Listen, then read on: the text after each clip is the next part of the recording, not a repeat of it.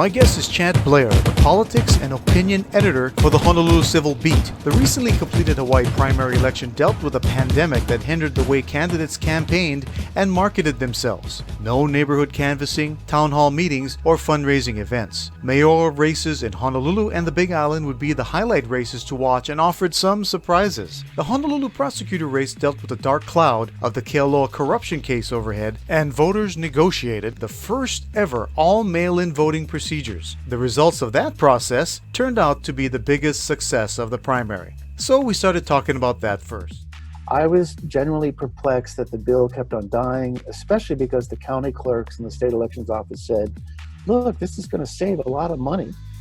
You know, they've been having troubles hiring people to man the precincts, the districts. And also, it's probably going to increase turnout, even though we weren't certain that would be the case. One other thing before I go on is eventually they decided to just have it be a pilot project in Kauai. And that was all set to go into effect this year. In other words, they were going to try it out on the Garden Island, see how it worked, and then report back to the legislature on the pros and cons. And instead, over the last 2 years, a lot of people started mobilizing, and to my surprise, the legislature expanded it to be the whole state and passed it and signed it into law with the governor. So I was very pleased to see that it finally happened, and the results are very encouraging. 51% turnout, very high compared to recent years. It's not perfect, it's far from 80 or 90%, but I was very pleased, and there's been so far no reports locally of fraud or disenfranchisement that I can tell.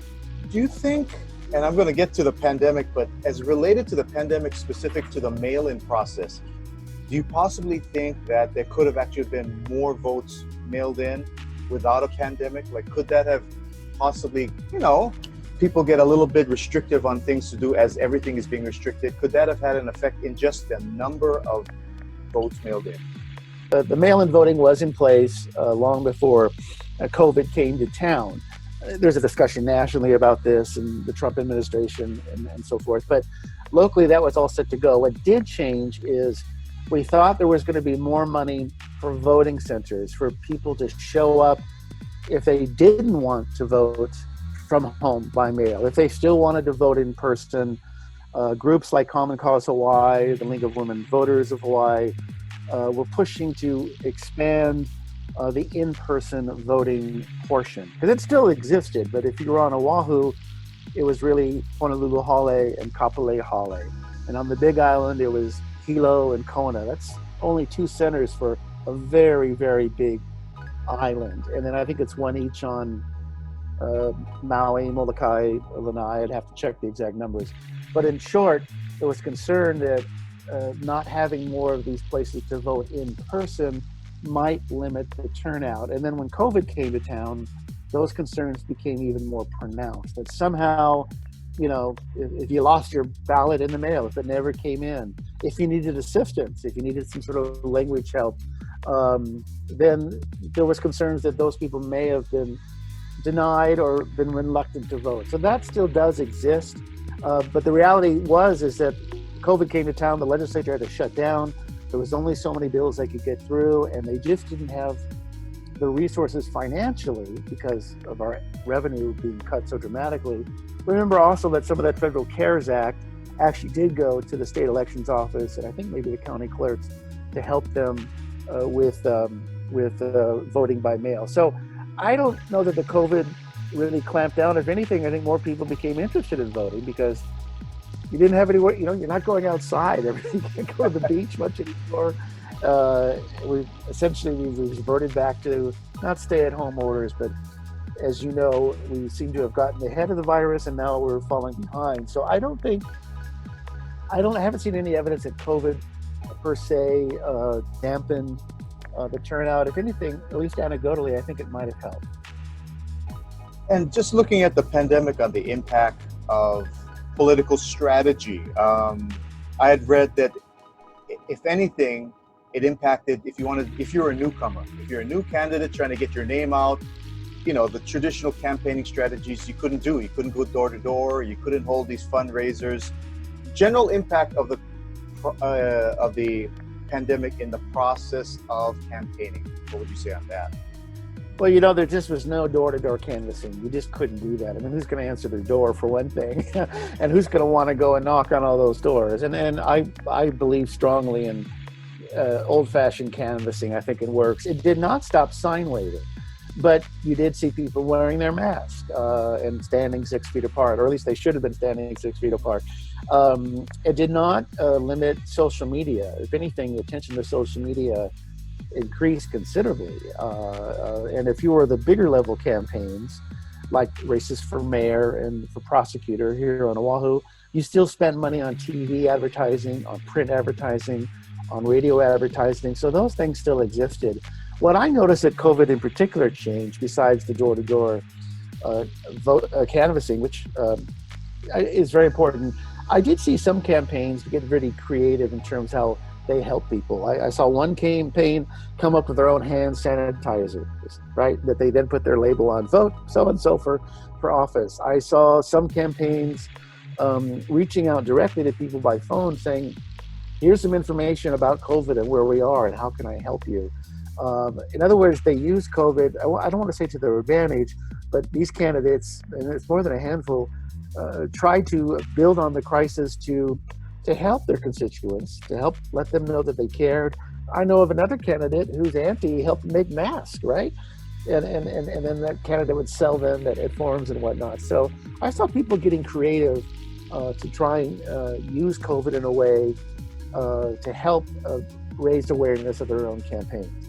You know, I was reading your article in Civil Beat right after the primary, and I believe you mentioned one of the strategies in terms of marketing was how it affected your TV and radio ads, because usually candidates, like that last push of that week leading up to the primary or the general election, that's when they start blasting their ads. But in this case, where people got their ballots in the mail, you know, few weeks out and could have mailed it in right away. So that strategy in terms of when the ads kind of hit had to be adjusted. It did, and I don't think in some cases there were adjustments. I mean, the ballots were supposed to go out, I think, around the 20th, 21st of July, and instead they were mailed early as the 15th. And it may have varied from county to county and then from the state, but people started getting their ballots earlier.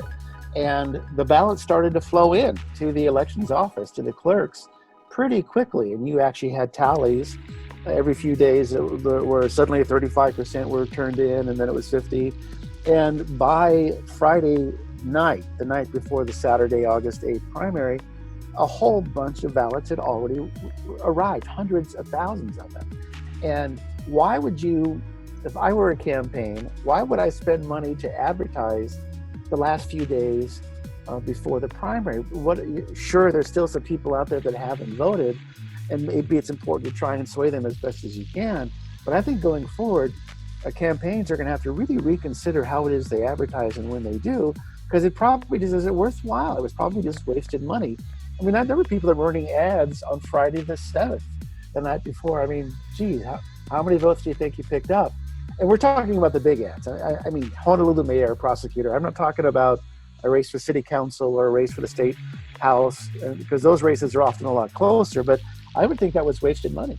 And that's, I'm sure, every campaign manager's strategy moving forward. Hey, look at our expense budget in the week before. We got to scale back on that. Now let's hit some of the races and some specific ones in terms of the outcomes here of the primary. Let's start with the Honolulu Mayor. And we'll look at the two mayor races, the Hawaii County, but let's start off with Honolulu Mayor. Surprised what the results were?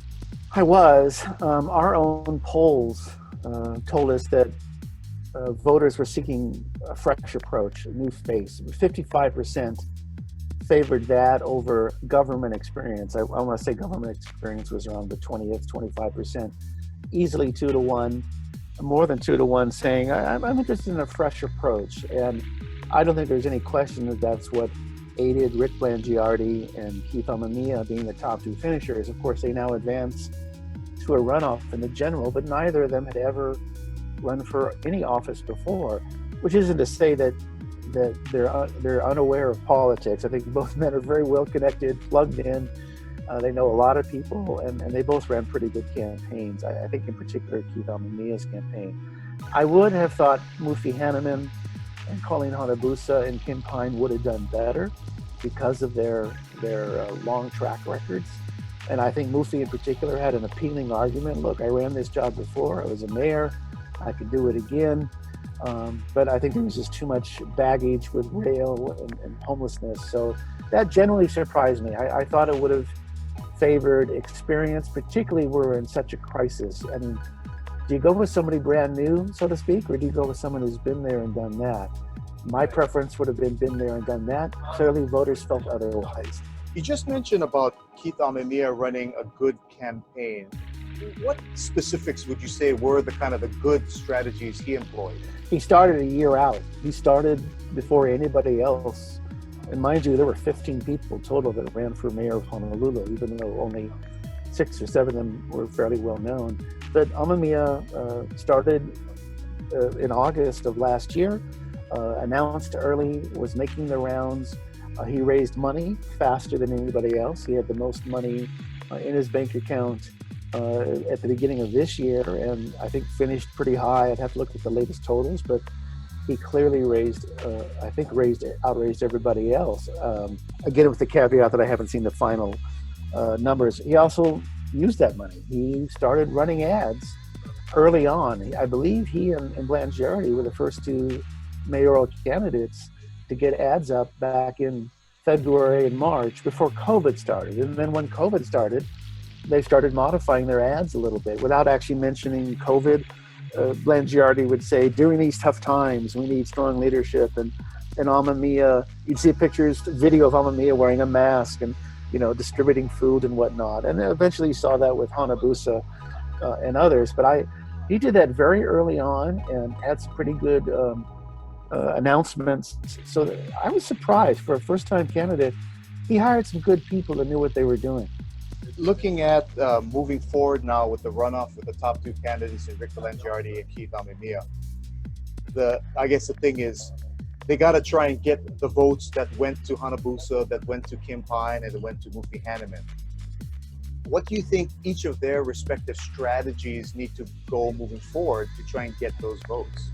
A lot of people voted for somebody else besides Rick and Keith. I don't think Blangiardi ever got above 25% of the electorate, and Keith, I think, finished around 20th, just ahead of Hanabusa. And then you add Mufi's numbers and Kim's numbers, as well as Bud Stonebreaker and Shun James, down the line, and that's a brand new race, completely up for grabs. I think what might make the difference is if an endorsement comes from one or more of the defeated candidates. Who's Hanabusa going to endorse? Who's Mufi going to endorse? Kim Pine. I think that will help. Not everyone's going to automatically leap to join another candidate, but let's face it, there's only 2 people now to choose, and I think you're going to see a lot of aggressive courting, probably behind the scenes, on the part of the Amemiya and Blangiardi campaigns to get an endorsement, because those things do make a difference. Look at Bernie Sanders, right? When he endorsed Joe Biden, pretty clear after it was over. And, people come together in part for selfish reasons because they want to maintain influence with whoever becomes mayor. But I would imagine those conversations are going on right now. And then you're going to see that in advertising, I guarantee. A quick check on the Hawaii County Mayor's race. Harry Kim, to me, surprisingly, was far down the pipe in terms of the order of how the results came out. So he will not have and continue on what seems like a very long time as the mayor. Was that simply a response to the new face, something new? I mean, he is 80 years old. He's had health issues. Combination of both, do you think? I did hear from people on the Big Island who mentioned his age and his heart problems. My God, the man's been through a lot. Remember, he was mayor before, lost to Billy Kanoe, came back, and then he's been through hurricanes and lava flows and the TMT protest, and now COVID-19. It's been quite an ordeal for Harry Kim, and to his credit, I think he took it in stride. The interviews that he gave afterwards were, did the best I could. I understand. Interestingly enough, one of the people that is going on to the general is Mitch Roth, the county prosecutor. He's not exactly a new face. He's been around. He's well known and obviously has a large following.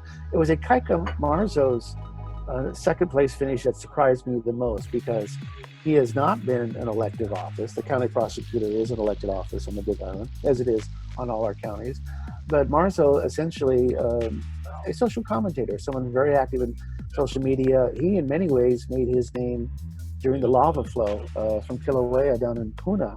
And in many ways, he was leading the front lines in terms of reporting, a former business person as well. That surprised me. So you have a new face and a familiar face in the race for that mayor position. And Harry Kim, we wish him well. It's really been kind of an amazing tenure. Remember, he goes back to the 1980s when Kilauea last really wreaked havoc on the Big Island. Do you think crises, if they occur within a person's tenure, do they have kind of a can't-win effect on the incumbent? Like, I connect back to even when Iniki occurred and the mayor on Kauai at the time was Joanne Yukimura, and she lost her re-election campaign for mayor, and I know some people said she was a casualty of Iniki. It's one of those things where, like, we're in a pandemic, mayors are having to deal with this, governors, and it's almost damned if you do, damned if you don't, no matter what you do, because there's always going to be such big factions of people either are for you, against you in whatever decision. Does a crisis impact incumbents that way, do you think? It does, but it depends, one, on what they do, whether they actually showed leadership, and two, how people perceive it. Let's start with the David Ige. Everybody thought he was toast after the false missile alert that happened. And then, of course, Colleen Hanabusa looked like she was going to win. She was up by 30 points early on. And Ige came amazingly to win in a pretty solid race, almost a landslide against Hanabusa, the Democratic Party. What happened subsequent to the false missile alert is that there was the flooding on Kauai, on Oahu. There was the Kilauea, the lava again, the TMT. And I don't want to mix up the timeline, but people gave Ige some credit for his response, which is ironic because there was also the TMT factor going on, which is another issue. But I think people tend to reward leaders if they're comfortable with what they did. But think about two examples at the larger level, Jimmy Carter and the Iran-Contra crisis. If those helicopters hadn't crashed, the rescue helicopters on the desert there in Iraq, or Iran rather, and we had rescued the hostages, Carter almost certainly would have been reelected. And look at Trump. Right now, Trump is down in the polls. His reelection is not looking good. He has essentially blamed the states or China or others for coronavirus. And the reality is you're in the top post, you're leading the state. So it depends on whether you do something, whether you react, and how history judges you, but also how the voters judge you as well. What we're seeing right now, by the way, is a foreshadow of the 2022 race for governor, Kirk Caldwell versus Josh Green. And believe me, they will be judged by how they responded to COVID-19. And at this point, I would give Green the edge, although Caldwell has a very different responsibility as mayor as opposed to lieutenant governor. We're here with Chad Blair, the politics and opinion editor from Civil Beat. And I know that your extreme news is coming in, so I want to move on a little bit here and look at one specific race that was surprisingly close. I think it was for Representative Scott Saike's re-election. He is the House Speaker. He's been in his post for years, yet he barely beat Kim Koko Iyomoto, who is not a newcomer. She's been in politics for a time, but that race, the closeness of it, what kind of message did that outcome kind of send? Well, it's a wake up to Scott Saike, who I took for granted election after election. He was unopposed in both the primary and the general the last couple of years, never really had a serious contender. And Kim Koko Iyomoto was able to tap into some disappointment with the legislature and the lack of, in her view, progress in progressive issues, minimum wage in particular, affordable housing. This race also caught me by surprise. I thought Saike would win far more handily. They actually spent a lot of money, particularly Saike. I think that was the most expensive race just about in the State House. But it had to have hurt Scott Saike because here he is leading the COVID-19 talks in the House, trying to come up with a way forward, tension with the administration on how to resolve this crisis.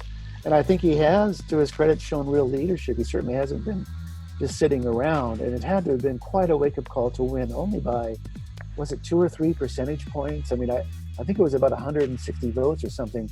That's an enormously close race for someone who's the Speaker of the House. You mentioned Kim Kokoyamoto and some progressive issues. I've heard that description used now for some new candidates, being a progressive candidate. Can you kind of clarify that with me so I can be smarter when I go to parties? There has been frustration, I'd say, in the last 20 years or so that Hawaii, even though it's seen as a blue state and a liberal state, a state that had prepaid health care back in the 1970s, a state that passed an equal rights amendment that never did make it at the federal level, a state that was in many ways progressive. And by progressive, I mean policies that generally help those that are more in need in our society, trying to have a more just and equitable society. But many that wish this to happen have been frustrated. It took us a long time to get gay marriage legalized. Even though we were the first in the courts to recognize it, it took forever. In fact, we didn't legalize gay marriage until really a year or so just before the Supreme Court did it for the land. Medical marijuana, we led the charge there in allowing medical marijuana, one of the first states, if not the first one with California, but we didn't set up dispensaries. We didn't come up with a way that people could buy the medical marijuana except growing it on their own or black market. It took us a while to get that in place. Death with dignity or physician-assisted suicide. It took us a long time for that legislation to pass as well. Those are issues that are opposed by and large by more conservative groups. The Catholic Church in particular opposed death with dignity. The prosecutors' offices and the police officers opposed decriminalization. We actually passed a decriminalization bill, remember, just recently too. And gay marriage, that was also opposed by conservative groups. So when I say progressive, I mean people that want to raise the minimum wage, people that want to tax people that make more money and redistribute that income to help people that need it, social programs, affordable housing. That's what I mean by progressive. Switching over to another race that had some attention, although maybe not as much because of the candidates in the mayor's race, was the city prosecutor's race. Steve Alm and Megan Kyle, they're going to have their runoff. Steve Alm had a big lead, but do you feel, or what impact do you think the whole Catherine Kealoha scandal had on this race? Because you had the interim, Nanamoto, not even really a factor. And it almost was one of those things where the voters wanted to clean house a little bit, bring a recognizable name into that position, someone that had experience, but also a little bit more clean credibility, if you will. How impactful do you think that Kealoha situation impacted that? The thing about the Kealoha case, it's not over yet.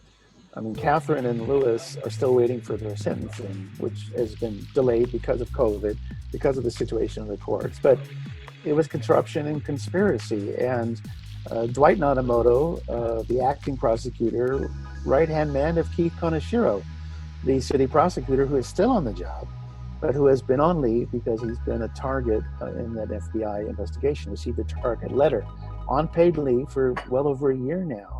His deputy, Chassid Zapolo, also on leave in that same department. The chief attorney for the city and county, Donna Leon, Corporation Counsel, also on leave. And then recently you heard about Roy Amamiya, the Kirk Caldwell's managing director, being identified as a subject of that FBI investigation. So not only is this ongoing, but it is an enormous blemish to the integrity, the honor of HPD and the prosecutor's office. And Steve Alm, who far and away had the best recognition in terms of name out of all those candidates, is capitalizing on integrity, clean house, sweeping everyone out. And I think that was absolutely the top reason why he was doing so well. And he and Megan Kyle are going to have a very good runoff, but the edge is in his court. And imagine if there's more convictions or other indictments that come in the Kealoha case between now and November. That's only going to add to voters wanting to clean that place out. Another race I wanted to touch on, just because I had a little eye there, not because I lived in that district, but the city council race in which Will Sparrow, a veteran politician from the state legislature, now trying to get into the Honolulu City Council, and his runoff will be Augie Taupa. Everyone knows him as comedian Augie T. And sometimes when you have a celebrity in another capacity running for office, especially a comedian, I hate to use this phrase, but can you take him seriously? But obviously the voters have, and against a veteran politician, your thoughts on that race? Augie, from what I know from his campaign, and I know some people that work on his campaign, has made the rounds, has showed up when you can with public forums, not quite like he used to because of COVID, can't show up at all really, but he had been campaigning early, he had been active, he had been following issues. Al Franken became a U.S. Senator, right? Who would have pictured that? The guy from Saturday Night Live. Of course, he had a different outcome in his career, but it is possible for people to, Ronald Reagan, right? A former actor, and we can name any other people.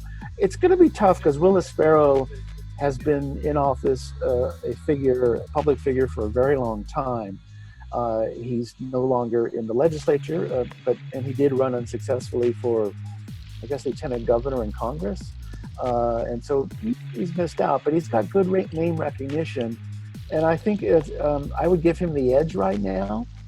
But there was a whole lot of other votes that went to other people. There was at least another candidate or two, if I remember correctly, in that race. So those votes are up for grab. That will be one of the more interesting races going forward. I give the edge to Will Sparrow because of his long-time experience. But Augie T, I wouldn't underestimate him. He's quite serious, even though he's a funny guy. I know you got a lot of news to take care of because there's a lot of things coming up. Let me touch on that. It's a little bit sidetracked from what we're talking about, but you just mentioned before we started recording that the positive cases is just exploding today. What's the number you're hearing? Well, it's just stunning. It's 355 new cases, 355. I'll just repeat that. That is far and away the record here on Oahu. In the state of Hawaii, since we've been tracking, most of the cases are in Oahu. But it is an enormous leap, and the main reason, among others, is what happened at OCCC, the jail here on Oahu.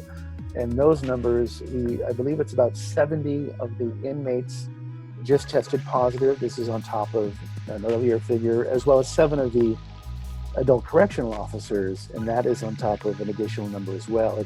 So it's well over 100. It's a cluster that's going on, and it's in a trapped environment. So you add those numbers to the total, and we just went to a whole nother level. And I don't know when this podcast airs, but today, rightly so, the governor, and by today I mean Thursday, August the 13th, the governor has called a press conference this afternoon, and it includes Nolan Espinda for the Department of Public Safety, Scott Morishige, the homeless coordinator, Lieutenant Governor Josh Green, and others with the health department. So we've gone to a whole new plateau, and it is disturbing. I'm almost certain to say that there will be probably, I won't say I'm certain to say it, but I'm wondering whether we're going to actually lift the visitor quarantine on September the 1st. My guess is that's going to get pushed back. Wow, just unreal each day as we go into this pandemic. Staggering. Yeah. Final question related to the election here. Some people asked me about this, so I thought I'd ask you. Colleen Hanabusa and Mufi Hanneman, after their disappointing losses in the primary, is it time for them to hang up their political hats? Or, as politicians will be and who have done it for a long time, if they find another catalyst to want to run again, strategically, should they enter or continue to run another campaign? I think it's a pretty good bet that neither of them will run for elective office again. They've just lost too many high-profile races. I mean, for Mufi, he hasn't been in office since 2010. Remember, he stepped down from mayor of Honolulu, ran for governor, lost. 2 years later, ran for Congress, lost. 2 years later, ran for governor again, lost. Colleen Hanabusa lost a race for the U.S. Senate lost a race for governor, did go back into the U.S. House after the death of Mark Kauai, but then, of course, just lost again in the mayor's race for Honolulu. I think two things could happen to change that. There could be an opening that's unexpected, and I'll just give an example. If a U.S. senator were suddenly to leave office, either for health reasons or, heaven forbid, passing or whatever the case may be, I would think Colleen Honolulu would be on the short list for just about anybody for the governor to pick a replacement, and that's how that would work. Or if a situation like, God forbid, Mark Kauai, where he passed away young, and he actually asked Colleen to run for him, his old seat, that could happen. I'm not so sure that would happen with Mufi because he's less seen as a Democrat as opposed to Colleen Honolulu, but all sorts of things can happen in this world. But for them to launch a full-fledged campaign for a new office, unless they're actually in the office, I think is highly unlikely. It's been a nice, interesting primary. We look forward to an exciting general election coming up, and you're going to be busy from now until then. So thank you, CHAD BLAIR, the politics and opinion editor from the Civil Beat, for joining us and taking some time with us. Thank you so much.